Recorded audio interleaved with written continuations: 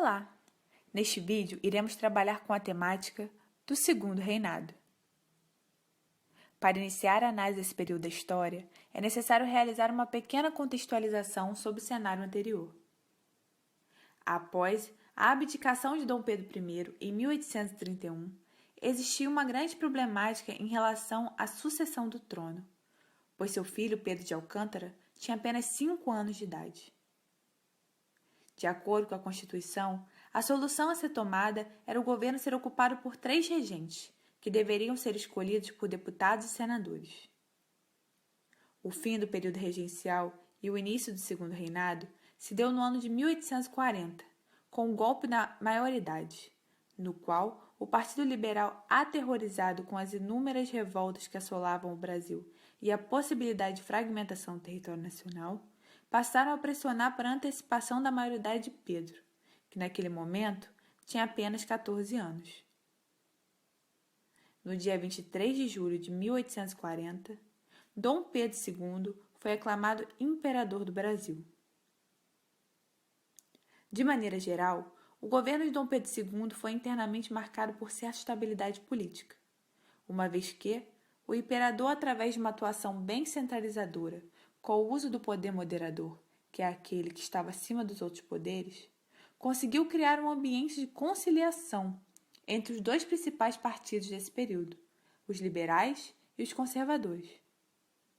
Além disso, Dom Pedro II soube conter as revoltas populares que apresentaram muita força durante o período regencial.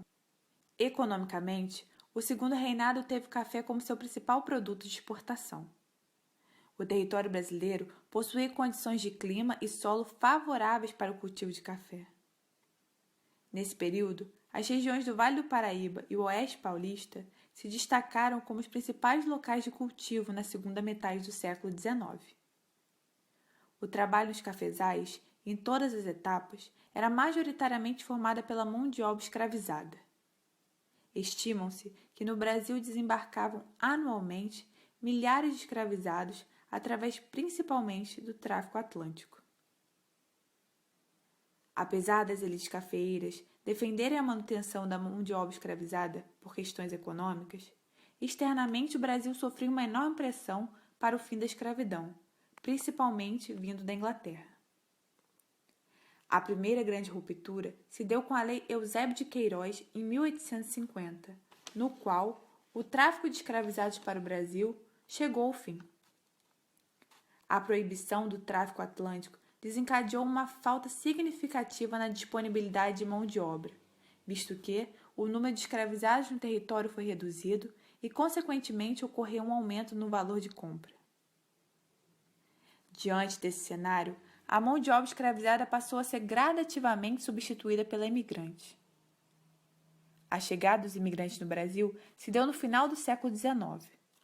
A grande maioria se originava de países europeus, do Japão, Líbano e Síria, e saíram de suas regiões em busca de melhores condições de vida, emprego e terras. O imigrante vinha para o Brasil através do sistema de parcerias, no qual assinava um contrato que o impedia de sair da fazenda do seu contratante até que seus gastos de viagem fossem pagos. Porém, a dívida sempre acabava aumentando, pois o imigrante precisava alugar ferramentas de trabalho, comprar roupas e alimentos. O processo de abolição teve como ponto fundamental as diversas formas e estratégias de resistências desenvolvidas pelo povo negro. Dentre elas, podemos destacar a formação de quilombos, a realização de fugas, rebeliões contra os seus senhores e a manutenção de aspectos das suas culturas originais. É necessário destacar que os negros jamais aceitaram suas posições enquanto escravizados, e por isso suas lutas foram essenciais para o fim gradual da escravidão. O movimento abolicionista se apresentou como um movimento social que reuniu as classes populares e intelectuais em torno da busca pela abolição. Dentro desse movimento, destacaram-se figuras como José do Patrocínio, Joaquim Nabuco e Luiz Gama. A pressão realizada por essas forças sociais promoveu a aprovação de algumas leis que buscaram reduzir de forma gradual o uso de mão de obra escravizada. A primeira dela foi chamada Lei do Ventre Livre. Promulgada em 1871, declarava livre os filhos de escravizados que nascessem a partir daquela data. No entanto, o proprietário da fazenda poderia usufruir do trabalho do filho dos escravizados até que completasse 21 anos. A outra foi chamada de Lei dos Sexagenários. Aprovada em 1885, dava liberdade para os escravizados com mais de 60 anos. O fim definitivo da escravidão se deu com a assinatura da Lei Áurea em 13 de maio de 1888 pela princesa Isabel, que naquele momento sofria uma pressão enorme popular do movimento abolicionista e das resistências do povo negro. A abolição foi um importante passo na história brasileira.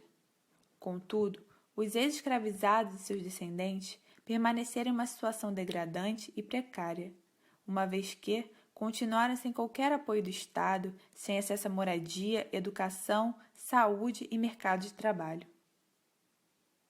O fim do Segundo Reinado foi resultado do desgaste do modelo monárquico, vindo do rompimento com grupos políticos fundamentais, como a Igreja, o Exército e as elites escravocratas.